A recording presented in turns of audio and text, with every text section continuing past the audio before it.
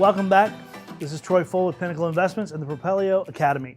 And I left you guys hanging on the last episode about cost of capital factor. And so thank you so much for coming right back, because this is what I want to talk to you about on this episode. What is the cost of capital? And in our last episode, we were doing a breakdown of a deal, and I'm going to bring it up here in just a little bit as well, where we had a $90,000 note at 7% interest in 360 months. Okay, pretty standard, pretty vanilla deal within our industry. $598 payment and $88,000 unpaid principal balance after 24 months. But here's the thing I touched on as we were wrapping up last time. Everybody out there has a cost of capital factor. Now, there is the one or two exceptions to that rule. Number one, if you're running a life insurance company like MetLife, there's no cost of capital to their capital. Why? Because all of their capital is brought in through insurance premiums. People pay on their insurance premiums, they pool all that money together, zero cost of capital, they lend it out, make a return. Another one might be a private investor, somebody who's got money in, say, an IRA or a savings account or a money market account or a CD, where they can pull that money out and it's just sitting there. So there's a zero cost of capital, but it's really not making them any money. So if they put it to work, then that's how they get it to make money. Okay, pretty simple. But keep in mind that those types of investors are oftentimes limited when it comes to the amount of capital that they can lend out. Let's say they've got $1 million cash. Well, once they lend out $1 million cash, they're out of business, or $500,000 or $2 million or $3 million. Pick your poison, pick your number. Bottom line is they're out of business after they lend that money out. Now, a lot of those private investors tend to operate on short-term deals, 12, 24 months. They're rotating their money, it's going out, coming back, and that's a great model for them to use. In our business, buying real estate notes from private parties and banks and institutions on a regular basis, we have to have large lines of credit that have large aspects of capital associated with them. Why? Because we're looking at, not only are we looking at onesie-twosie trades from investors, but we're also looking at portfolio trades from banks and institutions, and even investors that are getting to a point of retirement where they want to retire, they want to sell their portfolio off, and it might be a $10, $20, $30 million portfolio that they want to sell. We have to have that kind of cash and capital available to us in order to facilitate that transaction. So, what does that all mean? What does that mean to you? What does that mean to me? Well, the reason I bring this up is because oftentimes people call us and they say, well, you're making a 10% yield. Isn't that enough? Well, on the surface it is. It sounds like it is. But when you start peeling back the layers of the onion, I'm not making a 10% yield because I owe the bank 5%. So I'm really making a 5% yield as a whole. The bank gets theirs, I get mine. That's what we operate off of. That's one scenario. Could be cost of capital is 4%. Could be cost of capital is 6%. It all in all depends on the overall quality of the deal and the higher risk factor associated with it. So if I'm buying what I would call a Class A note,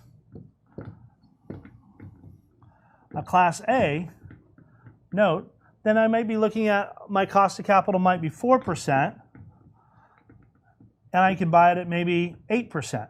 An 8% yield. So I'm making a plus or minus 4% on the deal. Now, what would be a Class A note? Well, Class A note would be at least somebody that's got 10% down, 2 years worth of seasoning, 640 or better credit score, equity in the deal, flawless pay history, RMLO paperwork. All of those things have been not only done in the beginning, but they've also been maintained throughout the life of the loan before it's brought to me. Okay. Actually, Class A is typically about 720 or better credit score, just kind of FYI. So that's where you can, where a note buyer like me, yeah, I can buy at an 8% yield, but I can only buy at an 8% yield because I can borrow my money cheaper. See how that works? So I'm still maintaining my margins. Now, what comes out of this glorious 4% return? What comes out of it? My insurance, my taxes, my office expenses, my travel, my business entertainment, all of those things come out of that 4% as a whole. So understanding that part of the business helps people to understand why we buy at discounts. Why certain things have to be in place.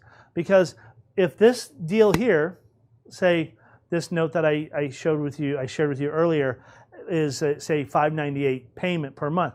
If he or she or they stop making that $598 a month payment, guess who gets to make it? Me or whoever bought it. Because we have a fiduciary responsibility with the bank. So if they stop making that payment, now I got to make that payment, and that payment comes out of a pool of 4 to 5% returns as a whole. It comes out of the overall pool.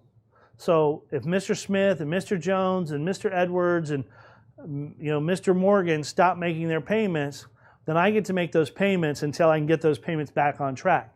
Hence why the performing note side of the business, why we're always looking at credit, we're looking at pay history, we're looking at down payment, because we don't want to make those payments on somebody else's behalf. Why? Because we don't live in those houses. They do. Pretty simple, right? Pretty simple stuff. I got my mortgage payments, you got yours, they got theirs. Let's everybody get along and make our payments.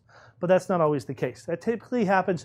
Foreclosures in the seller finance niche right now are right around 3.5%. So about 3.5 out of every 100 notes that are created go into foreclosure. But that 3.5% can wreak havoc when you're dealing off of small margins like this. It eats up profit very quickly. Much like if you had a rental portfolio, and let's just say you had a rental portfolio and it brought in $10,000 a month in payments. But you owed $5,000 a month to the bank that lent you the money to buy the properties. But all of a sudden now you got a 20% vacancy rate on your portfolio.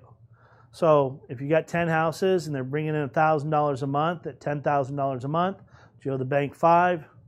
Now all of a sudden you lose $2,000, you're down $2,000. Now all of a sudden you went from $5,000 a month revenue to $3,000 a month revenue. Same thing happens in our business. Okay? Nobody ever talks about that side of the business. Nobody. And I don't really know why. I think it's maybe one of those things, it's an out of sight, out of mind matter. But that's the simple truth. But because we don't talk about it, people have a misunderstanding that our cost of capital or our capital is free. Man, I wish it was free. I really do. Man, that would be a whole nother, that'd be a game changer.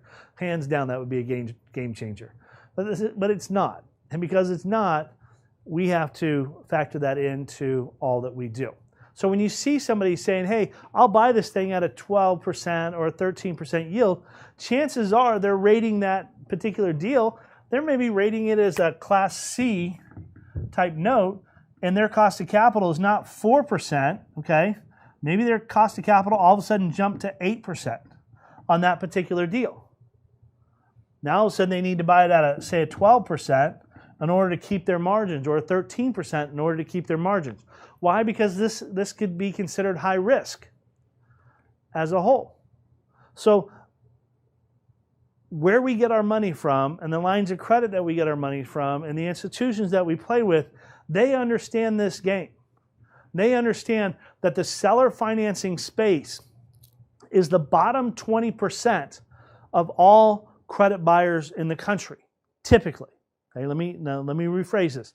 Not here to pick on anybody, but if you break down the credit profile model of the U.S., okay, and you can go to myfico.com or Experian or TransUnion, and you can look it up. If you took 100 people, okay, you could segment them in groups of 20.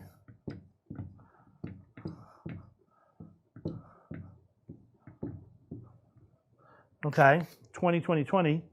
And this here is going to be the 620 or less group right here. Okay, this one here is typically like 620 to like 650. This one here is like 650, and it just goes on up. This one here being like 780 to 850 group. Okay, here's why I'm sharing this with you. And this is why it's so important to realize this part of the business, is that when you take 100 people, random people, throughout the entire country, you're going to have segments of 20, 20, 20, 20, 20. Keep in mind that the mortgage industry, pre-subprime days, pre-subprime days. They already had 80%. I need another color. They already had all of this. They had 80% of the marketplace. They had 80% of the marketplace. Now, I don't know what you guys do for a living, but I can tell you this much. As a business owner, and I've been one since I was 17 years old, if I had the 80% of any marketplace, whether that was selling apple pies or barbecue or houses or boats or cars, if I had 80% of any marketplace or any industry, the last thing I would do was risk it on the bottom 20%. Why? Why would I want to do that? Well, that's where the whole stated income, stated asset thing came in. But keep in mind, when me, myself, and a bunch of other guys in the business that have been in it for a while, we could see the avalanche coming. Because we knew when you start lending to people who were typically buying houses, $100,000 houses, and they were struggling with payments from time to time, and we were getting them back on track, when you started giving those people $250,000 houses because they could, lie on their loans, what we call liar loans, they could lie on their loans, and they were moving up the ladder and getting bigger houses, but they weren't making more money, then that was just a recipe for disaster. And ultimately, that's what happened. And we all paid the price here as Americans and taxpayers across the country. Here's my point. This is our industry. 620 or less. Just a fact. You'll get people that'll go up in the 650s, the 675s, and even north of the 700s. But this here, I would say 90% of our borrowers are around the 620 or less, like 620 to 670 or 575. That's typically where they're at. Knowing that is not a bad thing. I think bad things happen to good people all the time. And I get that. And I've seen it happen to me. I've seen it happen to friends and loved ones and stuff like that.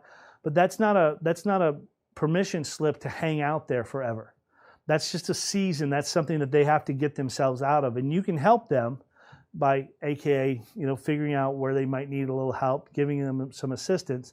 I'm all for helping people, lending them a hand up, not necessarily a hand out, but definitely a hand up to help them overcome what I call temporary life changes as a whole. So keep this in mind, okay? And that's what drives the difference in our cost of capital on a regular basis.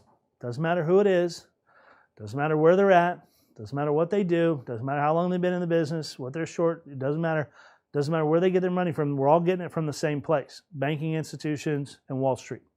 And they all know the same model. It's all been exposed. It's all been, very transparent. And the riskier the loans we buy, the more our capital costs us, which means the higher the yield has to be, which means so we can maintain our margins to pay for our office, our computers, our travel, our insurance, all of those things that go into running a business in this business. So with that being said, that gives you an idea of cost of capital and margins in this space. Take this, as I explained to you, if you have rental properties, it's real easy to understand that, but that same factor plays here.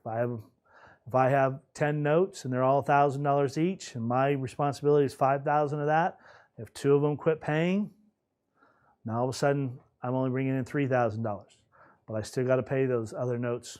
I still got to pay that $5,000 to the bank. So FYI, that's what we do, buddy.